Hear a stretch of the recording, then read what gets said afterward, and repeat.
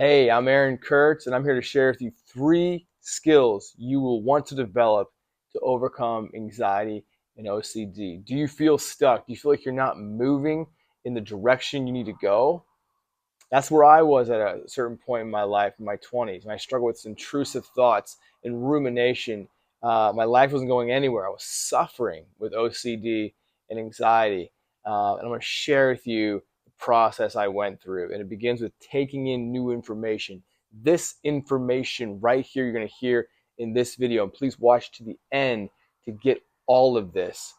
As you take in new information to see yourself differently, to see your experience, your reality, your internal being differently, you are activating a very important survival part of your brain.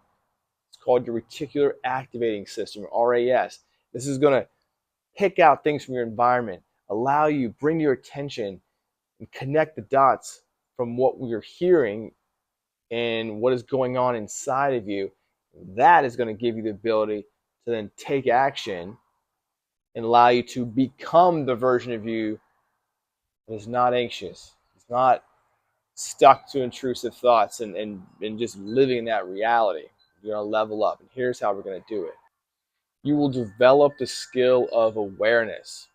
As new information comes in, you're going to be able to notice and become aware how your thoughts, how you're thinking, and how you're behaving is contributing to the OCD, intrusive thoughts, and anxiety. You'll start to have realizations that, man, I have a really hard time expressing myself to someone who treats me in a certain way, or this certain thinking pattern um, is just me trying to repress a certain emotion.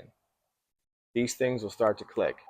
Or also the realization that you have a hard time telling people no. A realization that this certain belief system you have is you just trying to suppress guilt and shame. Realizing, catching yourself when you're ruminating and overthinking, and realizing you're just trying to avoid uncertainty and those sort of feelings. And now that you are aware of them, you can take the right action, which leads us to number 2 skill, which is learning how to tolerate distressful feelings, feelings of guilt, shame, sadness.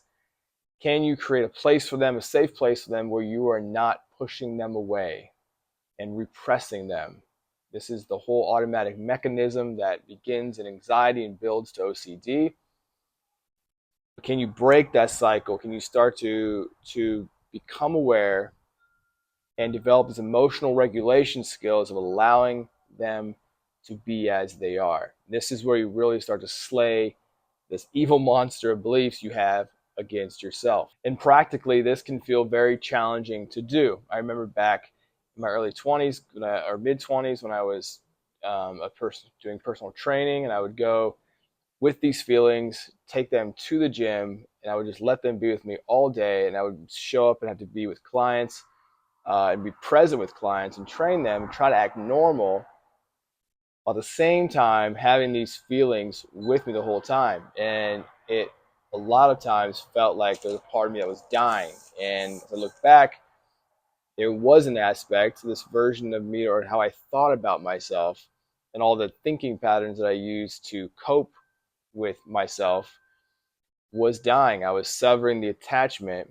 that I had created, and it was an excruciating feeling because these thoughts and these attachments don't die easily, and they want to stick around and help you continue to kind of survive, so to speak. And so when you let go, you're going to feel that pain, but it's going to go and it's going to move out.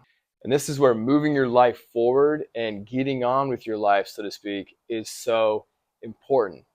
Back then, I was training 40 hours a week. I was looking to get my career moving forward, making money, trying to survive down here in Florida. And then I met a girl, got married, we had a child. So my life was moving forward. There were things that my mind was um, goals and objectives it was directed towards. If I had to sit around and think about all the things that I wasn't at the time, or what I wasn't experiencing, what I wanted to have, it would be that much harder. And I see people still doing this.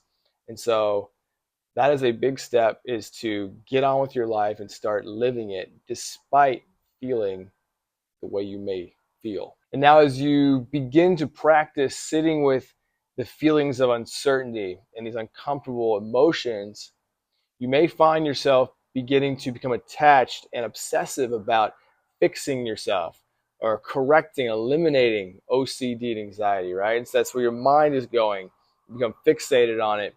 And brings us to skill number 3, which is letting go. You see, in this sort of mindset, you are still viewing yourself from an identity of an anxious person or an OCD person. And that's the shift, is we need to make the identity shift now of you being a free person, you being an abundant person, you developing your awareness separate from that so you can let go of that version of you. Because the truth is, you are free if you choose to live in that frequency. You are abundant, you are limitless, you are pure awareness. Yes, you can step into that if you want, if you desire that.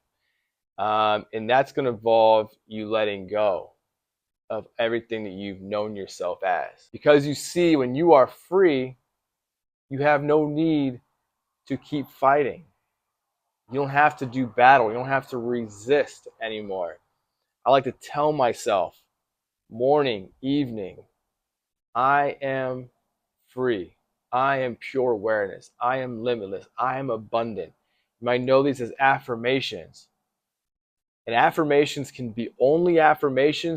Affirmations are there to create an emotional feeling inside of you. So words do. Words have power. Words have power if we act on them. And so as you say them and you feel the difference of stating your identity, you begin to evaluate your life and say, how does a free person view this situation? How does a free person behave? How does an abundant person now behave in this situation? How does a limitless person? And you start to step into that identity and live as the new person you are. So keep taking in new information. Keep coming back to this channel. We're going to have a lot more content coming. And I appreciate your support, your viewership. Please share, like, and subscribe to stay up to date. Thank you.